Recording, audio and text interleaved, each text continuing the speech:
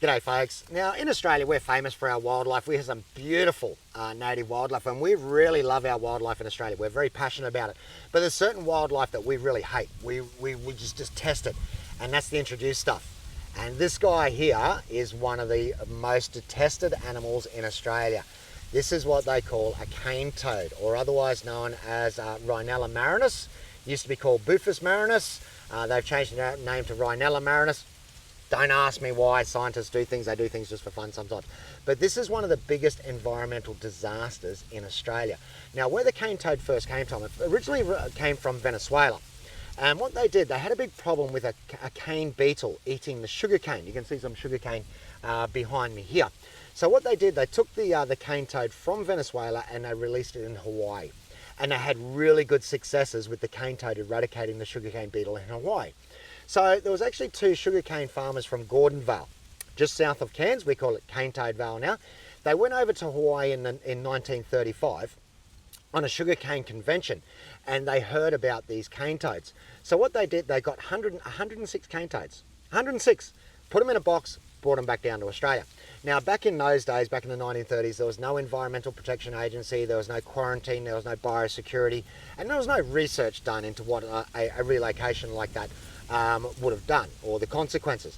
If they had done a little bit of research, they would have realised that the cane toad, or the cane beetle, sorry, the cane beetle that they're trying to control, the Hawaiian cane beetle and the Australian cane beetle, are quite different. Okay, for example, the Hawaiian cane beetle lives down the bottom of the cane, where the cane toad can reach it.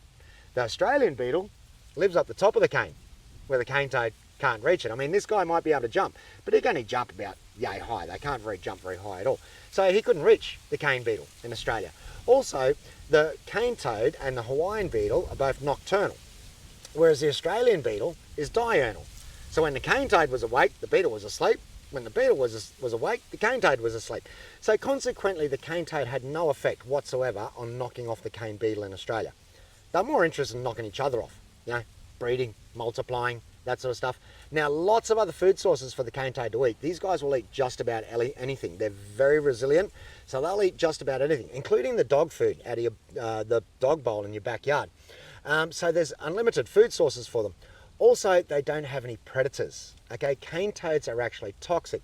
Now, if you look on the back of his neck, you'll actually see two big round lumps.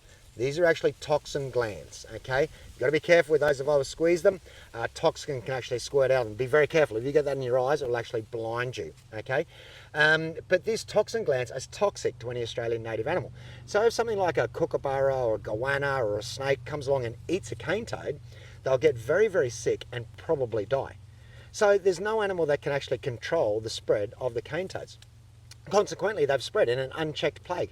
They've gone from Gordonvale in Cairns, they've gone right the way down the east coast, down through Queensland, down through New South Wales, down into Victoria. They were recorded in Wilson's Promontory about 15 years ago. Okay, they've gone west through Queensland, through the Northern Territory, through Western Australia, and they've been recorded in Broome. We've also recorded them in Alice Springs. I was out at Uluru last year and I was kicking these things around. The only place in Australia that doesn't have them so far is the southwest corner around Perth, Margaret River. But they estimate in the next 5 to 10 years, cane toads are going to move into Perth, Margaret River area.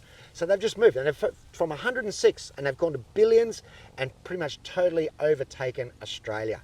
Okay, major, major, major environmental disaster. But there is light at the end of the tunnel. Okay, there's a guy in Canberra who has actually realised that if you take the bufotoxin, the toxin that comes out of the back of the cane toad here, if you put it in water, cane toad tadpoles are attracted to it. Native frog tadpoles are repelled by it. So what he did, he just got a Coke bottle, cut the top off, turned it inside out like a funnel, put the bufotoxin inside, chucks it into a little pond overnight. Next morning, pulls the thing out, dumps all the tadpoles out on the land, and they die. He successfully eradicated cane toads for a 5-kilometre radius around his house.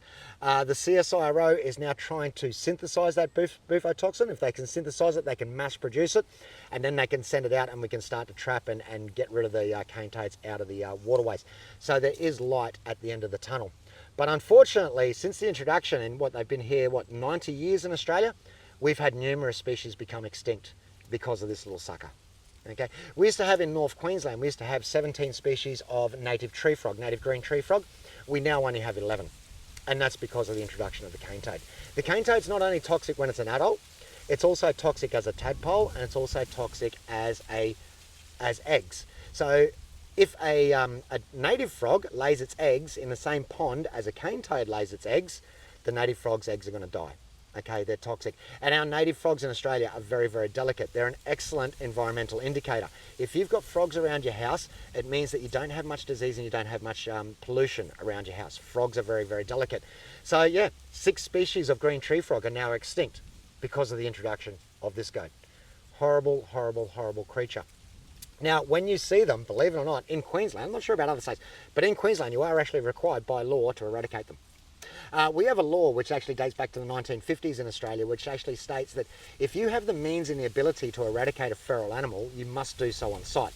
Now, this law was brought in back in the 1950s, like I said, when we had a big problem with rabbits. And back in the 1950s, pretty much every farmer had a gun.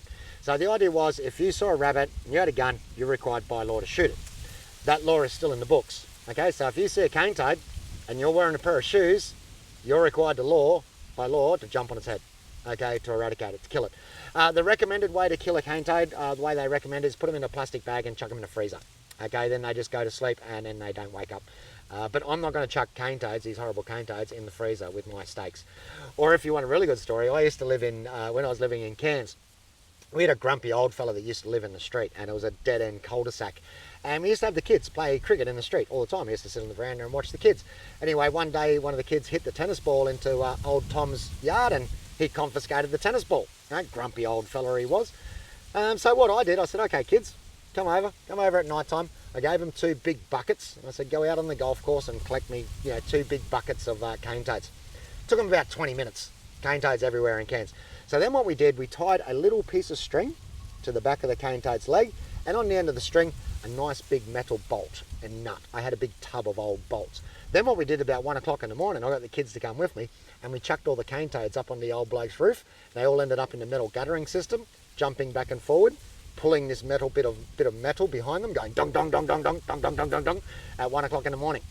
Yeah, good revenge for a grumpy old bloke in the end of the street. He never confiscated the kids' tennis balls after that. But cane toads, okay, Rhinella marinus, or otherwise known as Bufus marinus, horrible, horrible, horrible environmental disaster. Okay, major disaster. And if you're wondering, this guy is not going to be released. Okay, I don't release cane toads. So if you see them, get rid of them. Ask any Aussie, they'll tell you. Come on, mate. Time to go.